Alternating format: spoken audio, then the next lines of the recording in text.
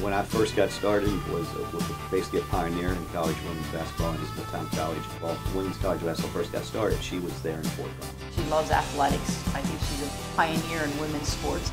She does things because she really enjoys it. She loves it. She has a passion for women's athletics. I was in awe of the athletic program here because they were coming off a trip to the Final Four in '89. In those early '90s, the women's team here was still very strong. It was a little difficult. I felt like a little second-class citizen for a while. Yonnie's program was up here and we were down here. That was not a bad thing because it was like, I got to get this men's program somewhere caught up to what's going on here. She really allowed us to have a lot of input into what we ran, how we ran it, what we would do, decisions we'd make at timeouts during games. So she was very open to that, and a lot of coaches are not necessarily that way. You know, one of the things I really respect about Coach Kauffman is she's extremely competitive, but keeps it in great perspective.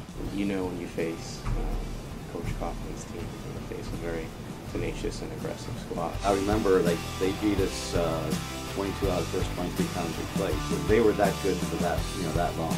I've known Yonnie forever. Yonnie is a competitor. That's part of the reason that she's been so successful. I think she's very humble. Always a class act. She won't take no for an answer. I think that's another reason she's been so successful. So I was in Thompson Gym when Yonnie won the first national championship. It was the first national championship for Division III women's basketball. I remember the team and Yonnie, just the atmosphere, it's something that stays with you. I came here in the early '90s where they were, a national power to the times where they struggled and now they got back at it. She's been consistent with her, just the way she handles her players, her program, her demeanor. She builds relationships with people. She knew that basketball was important to us, but also wanted us to do well in school. So she would, even during practices, she'd ask how grades were, how classes were going. You could go to her with anything. All of us in coaching have a fire in our belly, but she never allowed that to get the best of her. She's always kept great composure. Coaching can be, it's long hours. You put a lot of time in.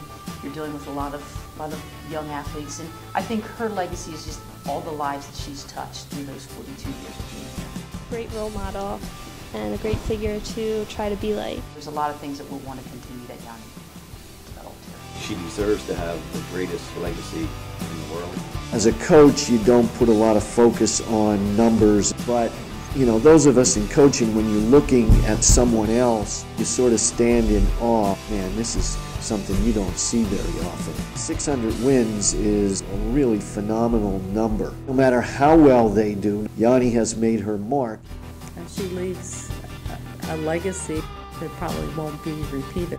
She's the only head women's basketball coach in the country to have led a program for more than 40 years. Continue to play a lot of golf and enjoy the beach. Have a happy and wonderful retirement. You deserve it. You're a great coach and a legend. You have my respect and friendship. I hope to see you on the golf course. Yonnie, you'll be successful and enjoy retirement because you've never met a stranger. Yonnie, we're going to miss you. Thanks for your time, energy, and efforts, and for always caring about us as people.